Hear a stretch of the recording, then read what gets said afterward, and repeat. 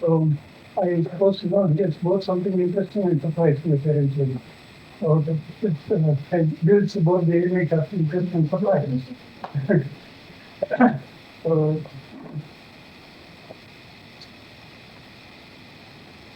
Om Sahana Navatu Sahanam Bhunaktu Adavijam Sarvamajayim Nedasvinam Dhumutamastu Mavidishavai Evam Shanti Shanti Shanti. The name translation now yes, it has been said several times we got all that means for us to stick together and let there be some difference in thoughts together. So I don't think that I will stand between you or the which is only class, and then we will introduce this topic.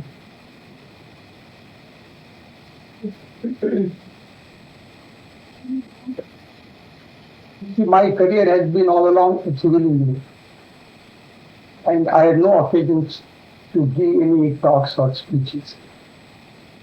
My work was mainly designing, making drawings on the drawing paper, and translating into concrete the structures. So never I had any occasion to give any talks or speeches.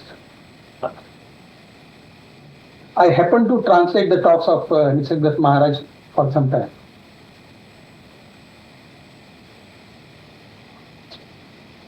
Therefore, what I would request you is to allow me to do my loud thinking with you.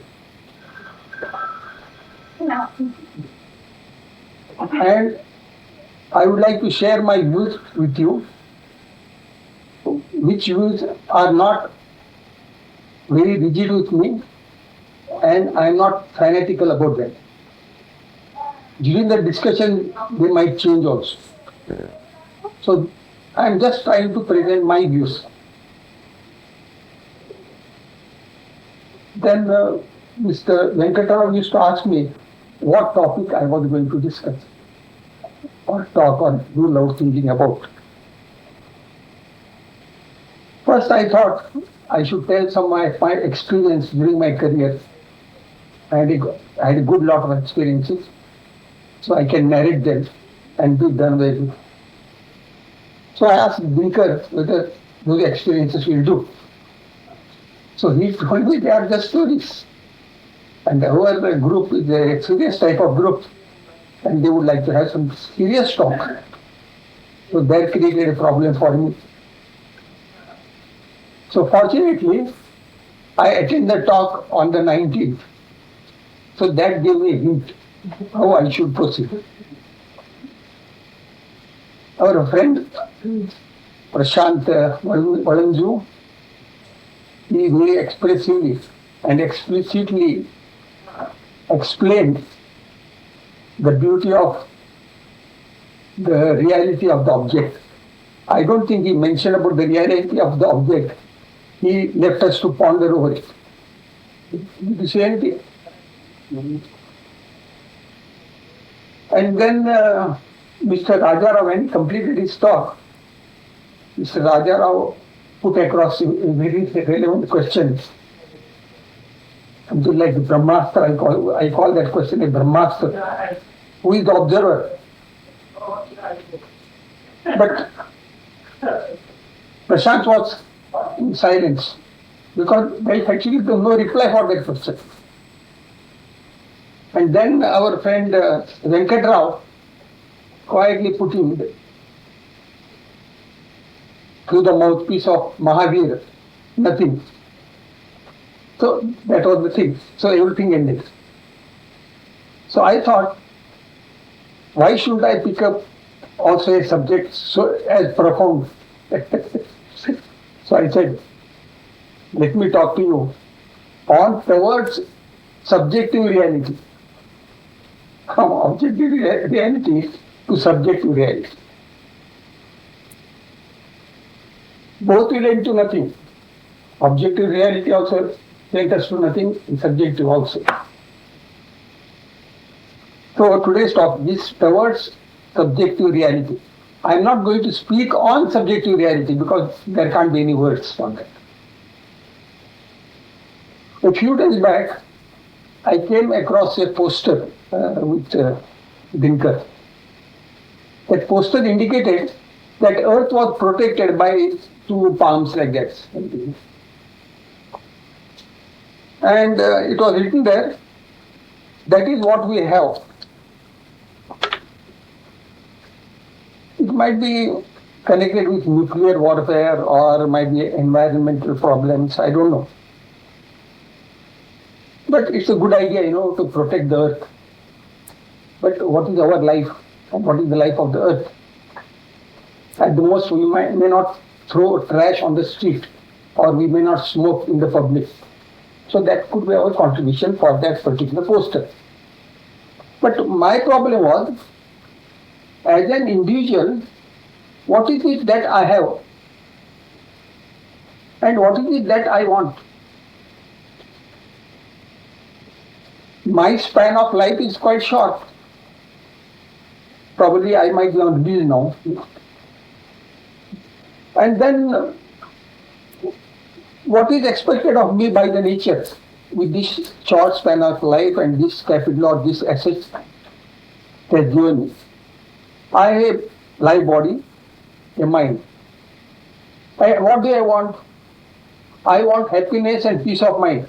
I think everybody wants that. So how do I go about it?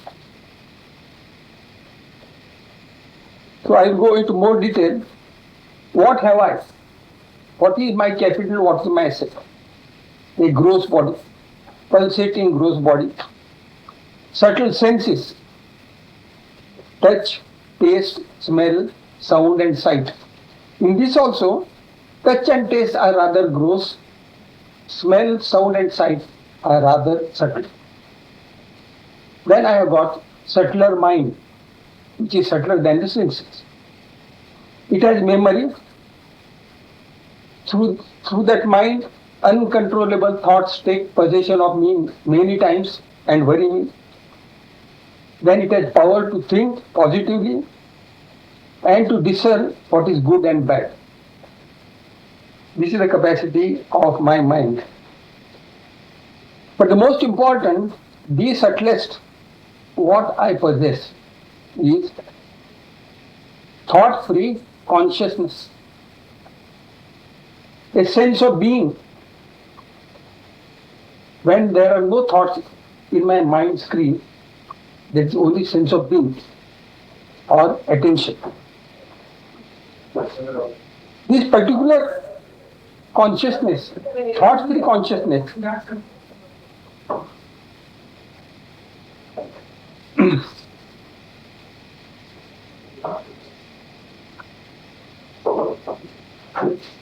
this thought-free consciousness has vast potential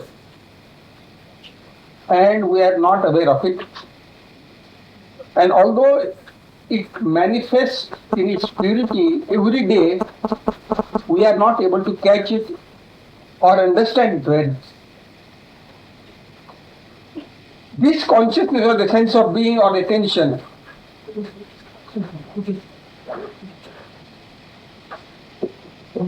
is also the source of knowledge. It gives or it can give, provided we approach it correctly, it can give us enduring happiness. It can give us solution to our problems, not only scientific but spiritual as well as day to day. It's a threshold to divinity. It's the quintessence of spirituality. It's the enduring principle of every human being. It is available to every human being. It's a gateway to the ultimate, that is subjective reality. And in the evolutionary process, according to me, it is the last stage. So this is the capital each one of us has got, that is thought-free consciousness or beingness, only sense of being. Now, if you want to understand more clearly, From deep sleep, when we wake up, it is the point at that crossroad, at that twilight zone. We just feel I am. We don't use the word I am, but I just feel I woke up. I won't say I also. Just that sensation of wakingness is there. Later on I say, oh, I got up. Then I'll say my wife or what are your problems, and then I start doing further things. That part we have to forget, we are not concerned with that. I want to touch only this part, that is immediately after waking, before I say even I, that is the most important part or the asset of ours. Same things when we go into sleep. After doing everything, when we are on the point of sleeping, when the sense of wakefulness is there, and we are dropped into sleep, that is the most important part. This is daily, that is what is happening. Now, I will deal with that later. Then what is my aim?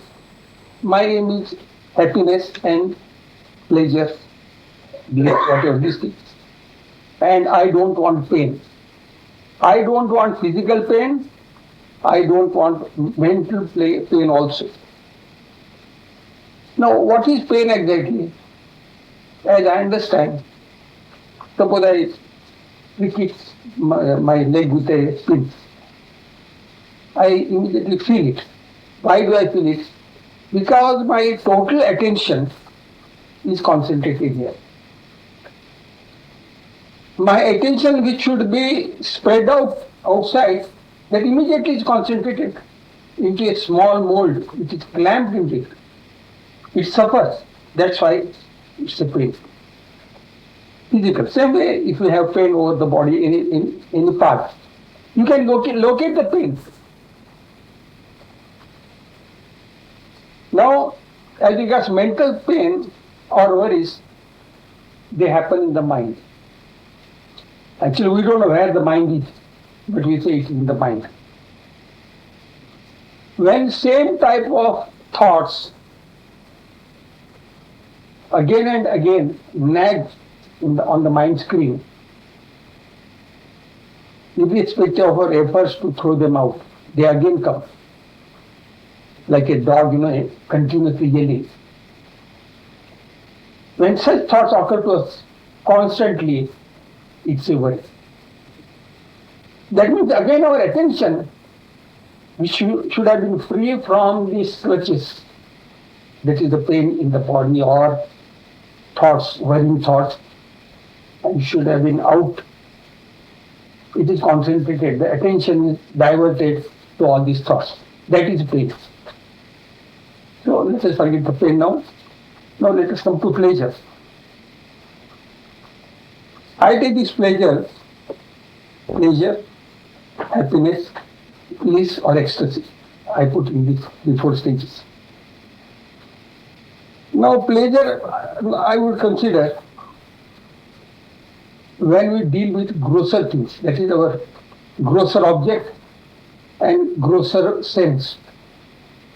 So when they come in contact, I get a sort of pleasure. For example, suppose there is a child and then you feel the child, the softness or his where you feel very happy. That is a sort of pleasure. But how long does it last? So long as the contact is there. It is of short duration. Or if you have a nice dog with a nice coat, if you feel it. At that moment, when you have that pleasure or happiness, what you call it, for a fraction of a second, you are free from mind. It is just a fraction of a moment. Because it is at a grosser stage you are enjoying it. Then you consider fragrance, which is subtler. If you take a nice flower or somebody gives you, you will inhale it and suddenly you will say, like that. It's little longer duration. Then let us come to music. When it is music, it is still longer. Your thought have almost ceased. And for a pretty long time, you are in that ecstasy. It is music. And suppose you have got a beautiful bhajan, so if you are emotional type, a beautiful bhajan, and if it is sung with fervor and abundance, it will be still superior. I would call it a sort of a bliss or ecstasy. And its duration will be still longer. So I draw this equation. Grosser are the means and senses, duration is shorter. Subtler, the means and senses, longer. And the subtlest on this formula, and the most enduring, could be that when the consciousness abides on consciousness. Consciousness is totally bereft of all the thoughts. That means consciousness dwells in consciousness. Or rather, my attention dwells in consciousness. Or attention dwells on attention. That is the maximum highest happiness or bliss. That's what happens at the level of pleasure and pain. We are thrown up into no mind state, slightly. In ecstasy and this thing, we are stuck up there. We are in that state. We are the consciousness. So if we are the consciousness, that I is not there, it's only being. So this is about our aim. So now we have to find out how I should try to get enduring happiness. That's the question. Now I already said, this type of consciousness free from thought is between waking and deep sleep. This is also called the twilight zone. It is full of power, solutions, knowledge. Now let us see how people got advantage of that state. There was one Dr. Elmer Green. He was from Chicago University, working in the medical department. In this state, we got solution for a number of unsolicited problems, which were not solved for nearly 100 years. They related to visual brightness and its dependence on stimulus influence. Then we know the case of Frederick Kekule. I think he is some Belgian or French scientist, a chemist, sometimes in 1920s. They could not understand the formula of benzene. And all scientists or the chemists, they were busy finding out the structure of the benzene formula. So one day while he was in this twilight, that is a drowsy state, waking and deep sleep state, suddenly it flashed before his mind screen, various atoms joined together in the form of a snake and cavorting, how? With the tail in the mouth and going in front of his eyes, like that. It suddenly struck him, I said, this is a closed circuit structure. And he woke up and wrote it out. And that happened to be the basic formula.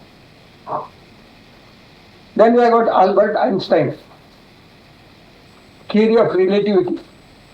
This flashed down on his mind screen when he was contemplating that he was walking on a sunbeam. Suddenly this theory of relativity flashed on him. He did not sit with calculus or your any other computer working out this. It flashed on him. In which state? In the state of consciousness, in the state of beingness, in the twilight zone. Then we have got Van Gogh. To him also in this state picture used to appear, which he later used to paint on the screen, on the canvas. Then we have got Mozart. He used to get musical composition, new musical composition, whenever he used to go from the city to his village in carriage. In the carriage, he used to drowse.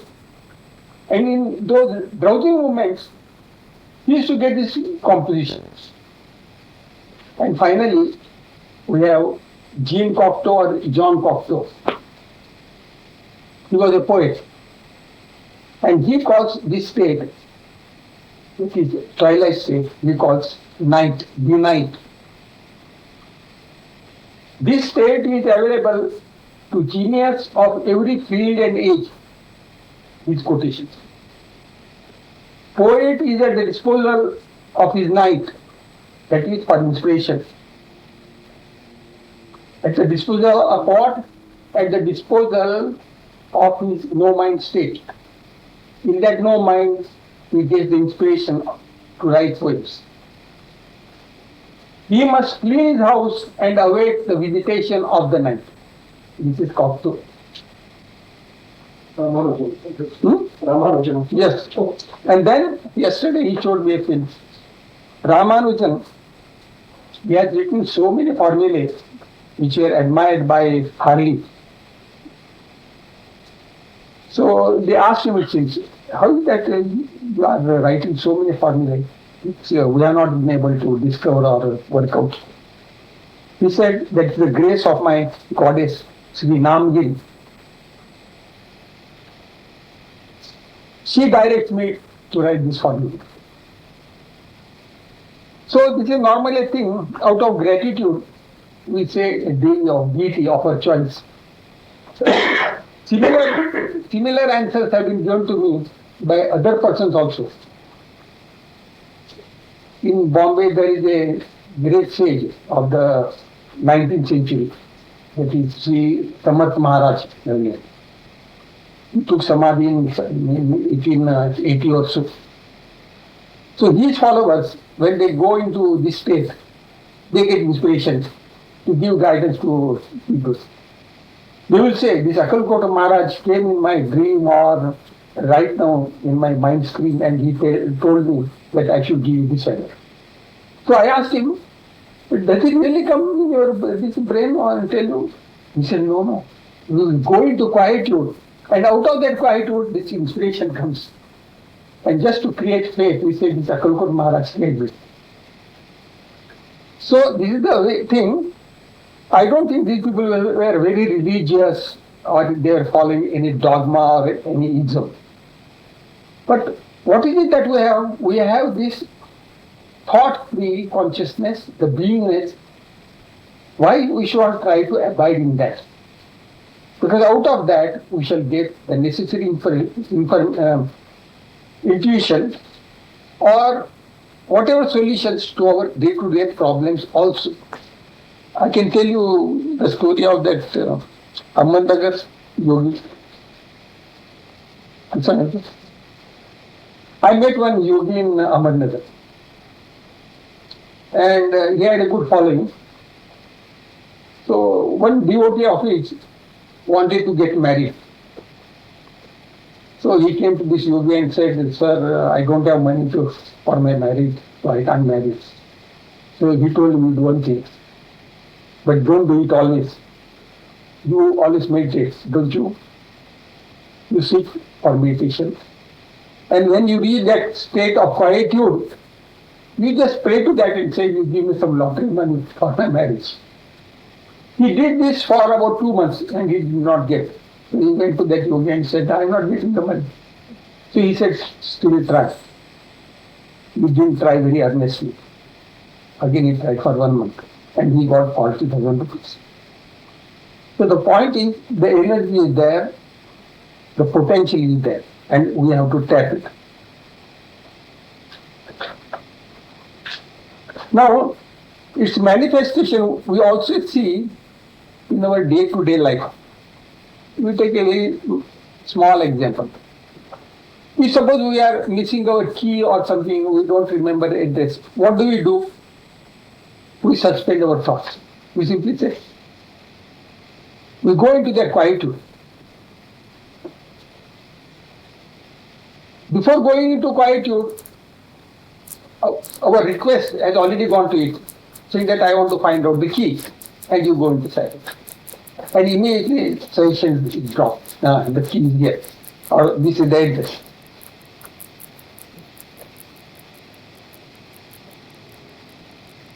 Then, as we already discussed, when you listen to very good music, you always go into that state. Suppose you see a beautiful scenery, a flash, beautiful sunset and the ocean, suddenly you go into that state. You do like that. So that fraction of the moment, you are in that no mind state. You see an innocent child. In that innocent child, why do you like the child? It may not be very handsome or good looking. Still, when you see the innocence, and what do you mean by innocence? It's a thought-free consciousness that is inside the child. That's why the moment we see the child, we feel very happy. Because it also infects that particular state in us also. So all this is thought-free consciousness states. This Tennyson had written about this state in these words. All at once, as it were, out of the intensity of the consciousness of individuality, individuality itself seemed to dissolve and fade away into boundless being. And there is not a confused state, but the clearest, the surest of the sure, utterly beyond words, where death was an almost laughable impossibility. The less the personality, seeming no extinction, but the only true life. This consciousness is also threshold to divinity. All the great prophets and sages, they went into meditation, they practiced meditation just to attain this no mind consciousness state. We know about Buddha. He practiced meditation under Bodhi tree. Initial to that, he was a wandering sage. For about 8 years, he wandered here and there. But finally, he sat down under the Bodhi tree and the enlightenment came to him. His enlightenment is nothing else but this thought-free consciousness, abidance in consciousness. And further, Mahavir also, same thing. For 12 years, he meditated. And finally, he did not get anything. Because it's not a state where you get anything. It's a state of shedding everything. So he shed off everything. And what is left? Nothing. So that's the thing our friend Mr. Shankar Rao said. What did he get? He said nothing. With that nothing, he was the happiest being. Then about Christ. Christ came to Kashmir for about 12 years or so, that the legend says. And there he practiced meditation. And afterwards he got the knowledge. So on his return to Jerusalem, he started preaching that knowledge. Similarly, Prophet Buddha, Muhammad, he was married at the age of 25 or so to that Khadija. And at the age of 40, he started going to that Mount Hira for meditations. And there, he started getting intuitive knowledge. Though the legend says an angel called Gabriel came and he narrated all the knowledge to him, which probably out of modesty he wanted to say that, but knowledge must have been sprouted in him only. See, all these realized sages, Sufis, they always abide in thought-free consciousness. And in that state, knowledge flows. And whatever knowledge which has come out of this Buddha and Mahavir, Christ, Mohammed, when it is followed dogmatically, it becomes a religion. As a matter of fact, what I feel, the knowledge which Buddha got was his cup of tea. For me, it is second hand. What I feel, I also should go into meditation and get my knowledge.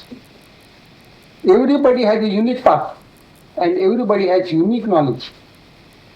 When that knowledge sprouts in oneself, that is one's cup of tea. Otherwise, it is second-hand knowledge. Even I may go to the extent of saying, excuse me, this Krishna's knowledge, that Bhagavad Gita, what we say, I don't know what nth hand it is. It is said, Krishna narrated that Bhagavad Gita, which are the hymns from Upanishads only, many of it. Somebody must have edited and composed them together, and it might be Vyasa. And then it is said Sanjaya heard it in the palace somewhere, miles away. He has told Arjuna on the battlefield. Sanjaya hears in the palace, and they are composed or edited by Vyasa. So nobody was present there. So what I mean to say, though we may follow all the scripture and whatever knowledge, the best knowledge which is meant for a person should intuitively come out of it. Freedom from mind and abidance in the consciousness is the quintessence of spirituality. And toward this, our religious practices direct us into this. Now, if we take a simple example, that in Marathi we say Naman, then we go to say Naman. Naman is not merely this, but Naman is no mind. Naman. We have to go into no mind. And that actually we do. Suppose we go into the temple. The first thing we try to close this salutation means we want to close our senses, 5 senses of action, 5 senses of knowledge. We wind them up. And then we close our eyes. The moment we close our eyes, for a fraction of a second, we go into silence. Although there might be deity, you are not going to compare the deity with the ornaments, the dress. You are not going to discuss that. A real devotee will simply close the eyes. So that is again no mind state. Then there are bells.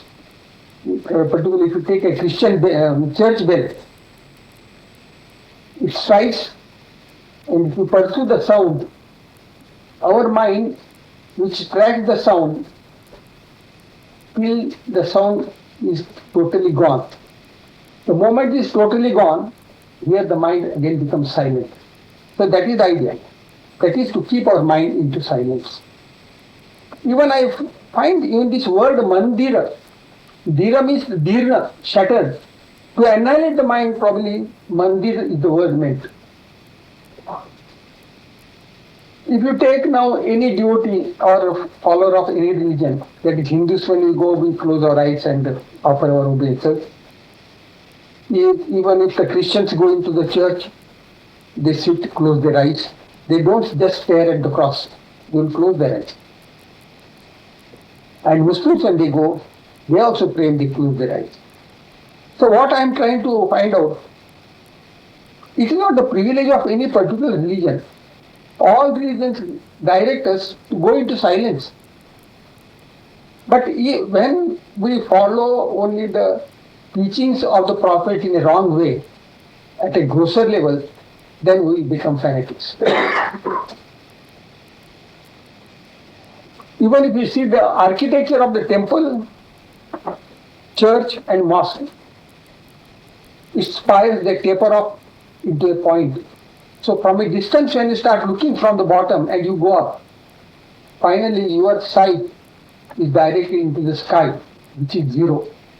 So the sky should bring zero into your mind also.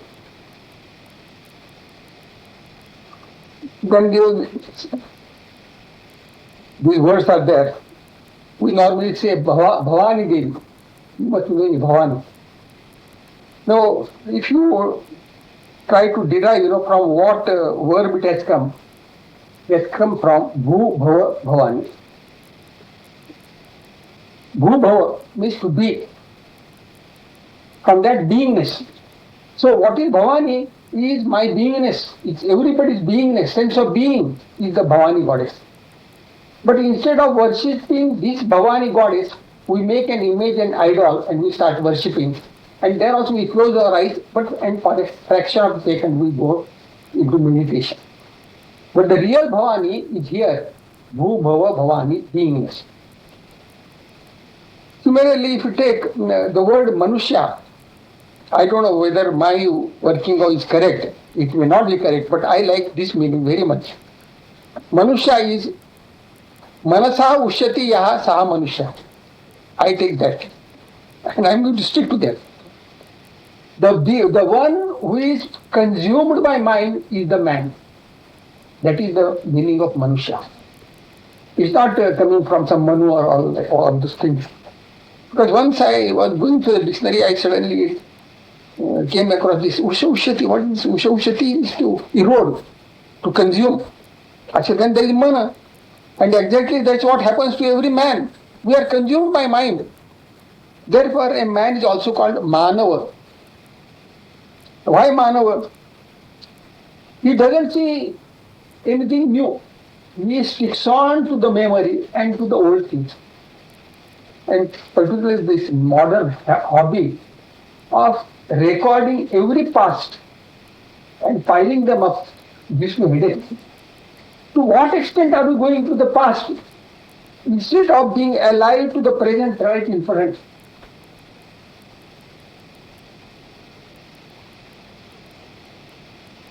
So a man is never new. Therefore, Ma Nava is not new. He is old. So all of us people who go on taking photographs and video and all this, we are stuck up into the past. We don't see the present, even memories. We have memory also, but memory is, at least they are in a cupboard. You can draw upon them. So why do we like a child? Because it is not Manava, it is Pranava. What is Pranava? Prakarshena Nava. Every time new. The child is astonished. Everything it absorbs new. It has no memory. I am telling you only a small child, not as it grows. So at that stage, it is Pranava. So everyone has to become a Pranava and not Manava.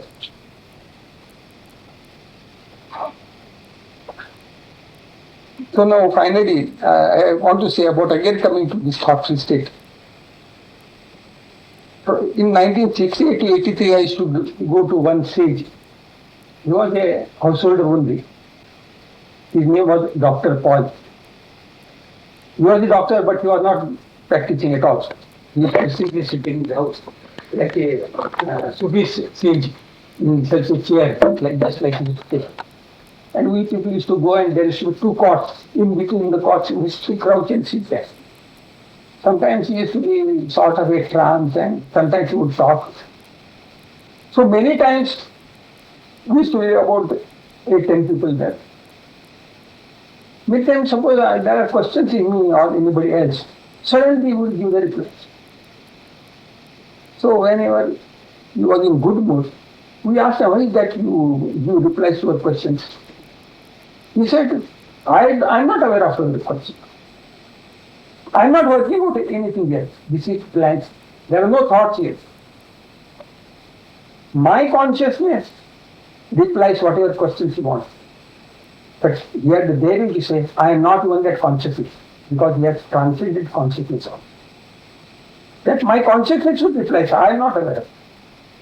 Which many times happened. This was not only my experience, but of many people. He took Samadhi in 1953.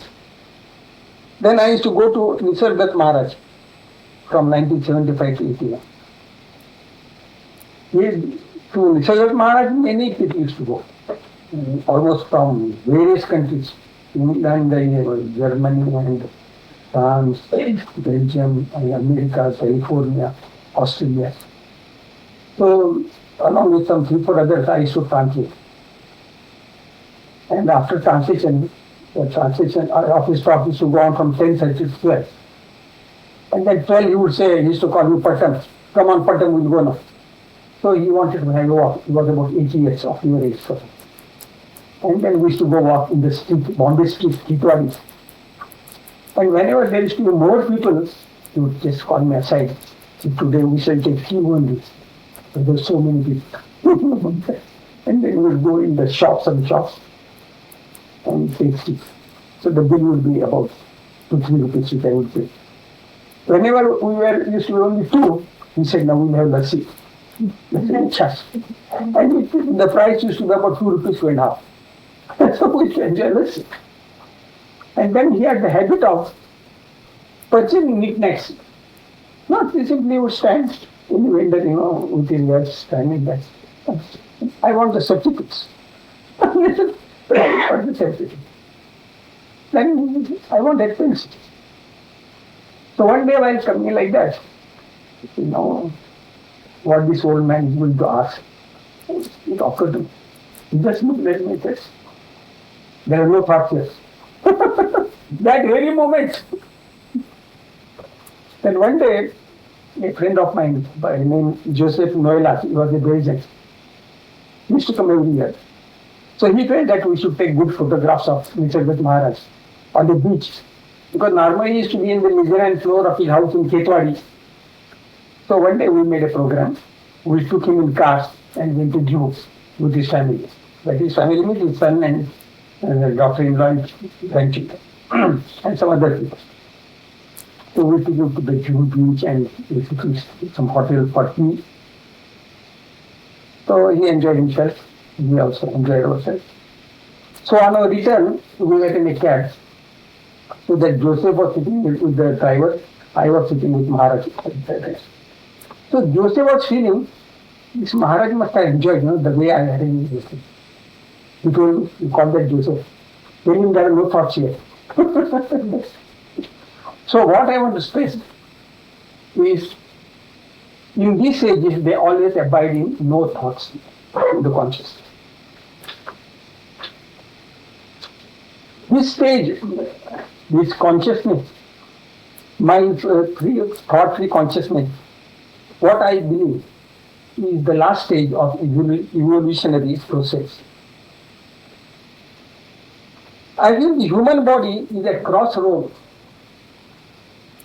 of evolution. That is, either through your senses you come out and be busy with the external gross world, or you start going upward to the spinal cord.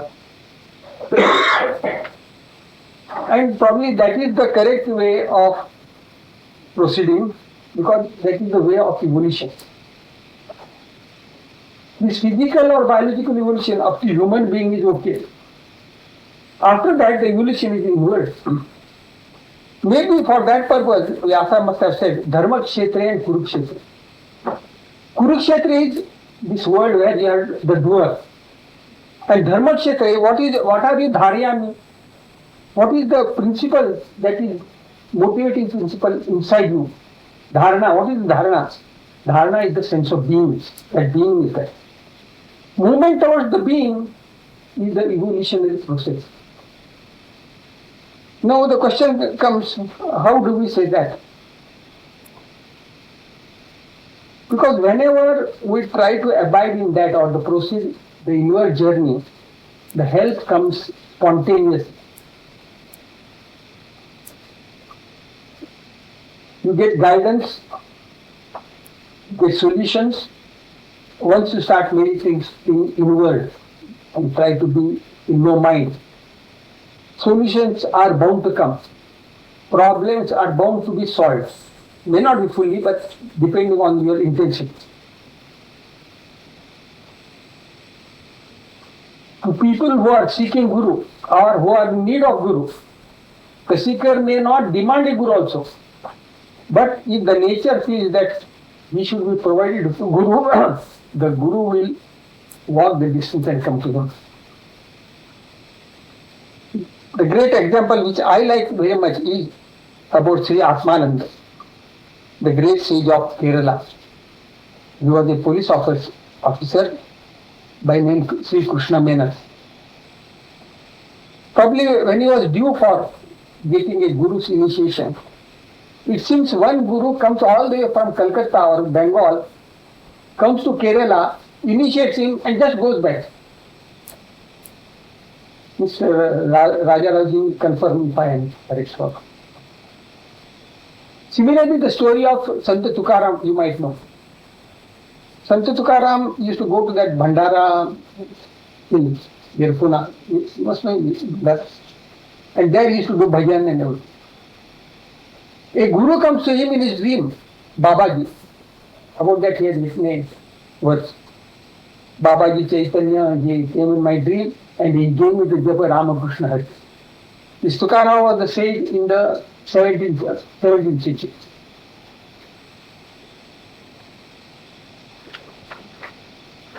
Now the question will come, yes or no. You have said everything. Yes. Is disturbance? No, the thoughts coming. Yes, it is disturbance and it is our energy is wasted. Whatever energy we get. See, at night when we are in deep sleep, the energy is made up. But the sages, what they want, in the waking stage also, they want to conserve the energy and obtain the energy. For that, silent mind is the only thing. And therefore, all this, so much I have said, is the potential of the consciousness, silent consciousness, thought-free consciousness. Now, when you talk about the frequency of 1 minute, I will just finish it. But in following all this, any paths, we must ensure one thing, that we don't fall into a ritual. This is the worst thing we do. We must always question, am I following a ritual? Or am I sincerely following this? So for example, we do Ganpati Puja. This has become a social event. It has no religious significance. If suppose the Ganpati Puja is done, and I am in silence, mental silence, say for 5 minutes, just the purpose is served. Today, the moment you start Ganpati Puja, there are so many problems in the mind. So, is it helping us for our going upward, or is it bringing us down? That's what I think. So, most of us are caught up in the rituals. So, what we have to find out, what is it exactly? What is it this is meant for? Actually, Ganapati or Ganesha is not that truncated God. Ganesha is the moment inside, that is between waking and deep sleep. After deep sleep, you wake up. The moment you start counting Ganapati, the account, you start, I am the one, then you and he. That's the moment. That is Ganapati or Ganesha stage. But instead we have made Ganapati and like children we are playing. Just as Bhavani, Bhu Bhava Bhavani. So the most important is we must ensure that it does not become a ritual. Suppose now we don't sit for meditation, we feel bad, then we just go inside and just sit and come home. That is not correct. If it helps us to quieten our mind and if the frequency of thoughts become less, then only my sadhana is successful. Otherwise, I am caught up in the ritual. Now, in conclusion of this, I'll say, divinity, this is divinity, which is our thought-free consciousness is the beginning of the threshold to divinity or the divinity itself. It is everybody's quintessence. And it is not the privilege of any guru, of any religion, of any cult or of any ism. It is my property. Actually, I should not say property. I am its property. And this is the gateway to subjective reality, which is the ultimate. For that subjective reality, there are no words to describe. There is no experience to experience. No beingness to be. It is nothing and everything.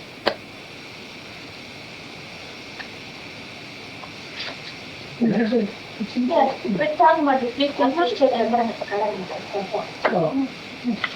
You mentioned that I when just you have 1 minute. frequency, there's not many thoughts come, you change the 1 minute. Before that, I will just read one Abhanga of Jnaneshwar. I think who understands Marathi? fully. Huh?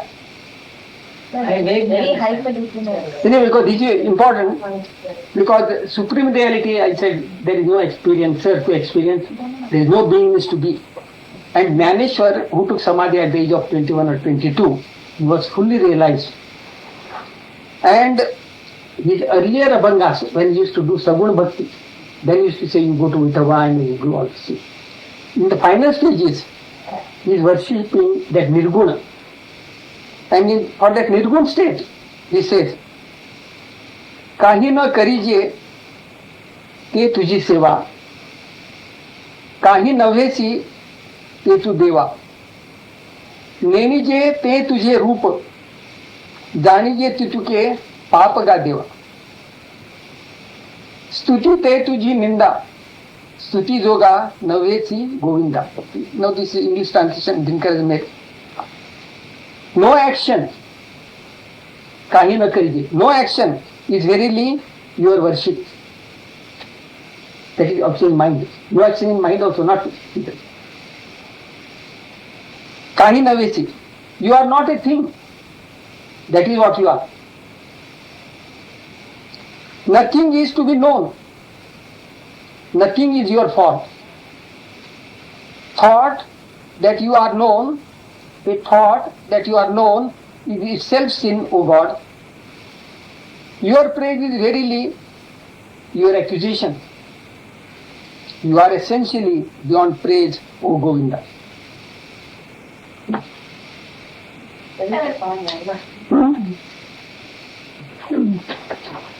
We're talking about the frequency.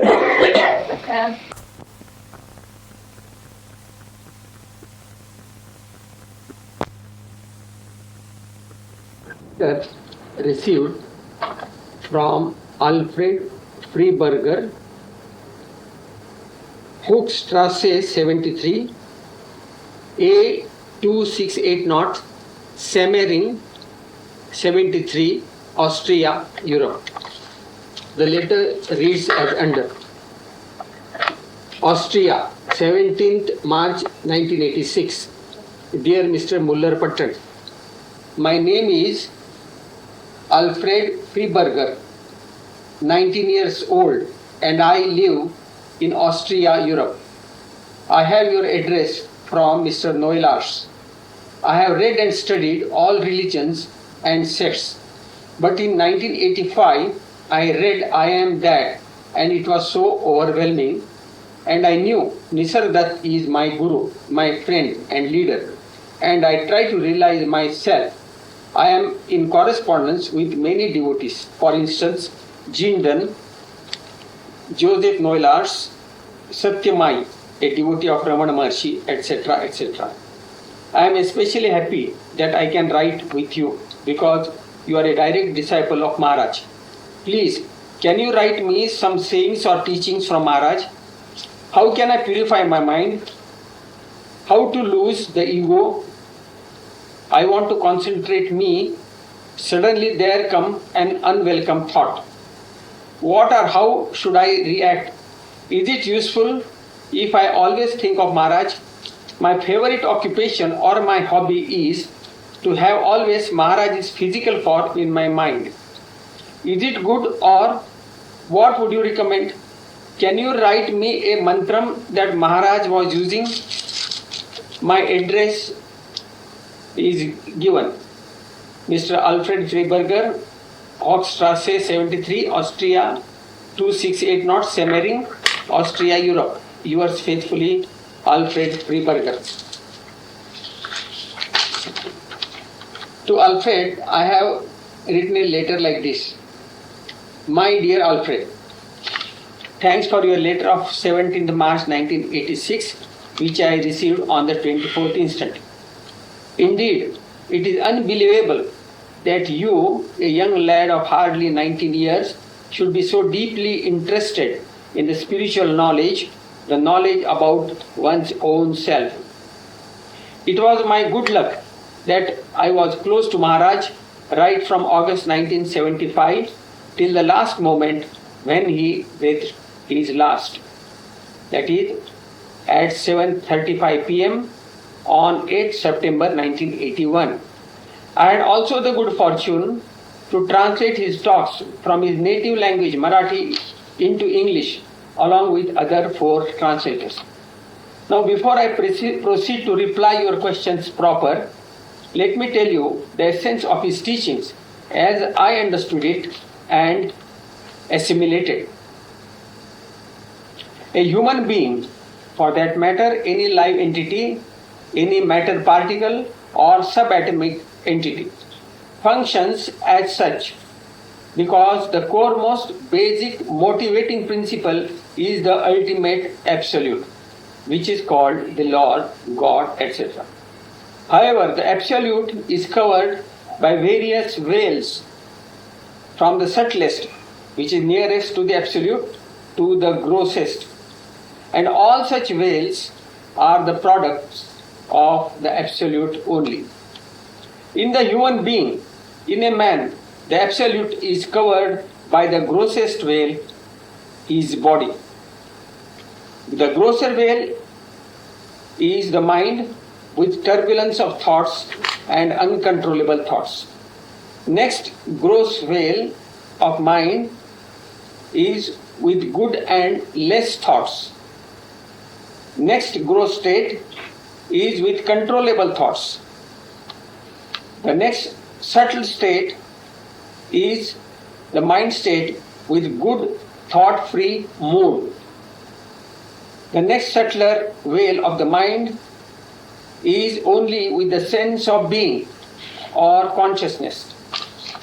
The ultimate state, the highest or the subtlest, is the absolute, the awareness. In an ordinary human being, his attention always dwells at the grossest and grosser veils or levels. To elevate the attention from the grossest to the subtlest is spirituality or spiritual practice. For an intelligent person, the best spiritual technique is to witness the formation and movement of mind or thoughts in a very alert and relaxed manner. Our attention should be to watch and witness the mind process. In this process, when we dwell in a thought-free mental state, all guidance necessary for further spiritual progress emanates intuitively from inside, our own inside. This thought-free, our inside, is our sense of being, consciousness. That only is our real Guru. We should abide in this state. Of course, external embedded personalities are initially very necessary as our Guru, Master or Guide to direct us to our special inner Guru, the consciousness. Dear Alfred, if you are able to understand what I have written, please write. Then I shall proceed further. Best wishes, yours, S.K. Muller Patel.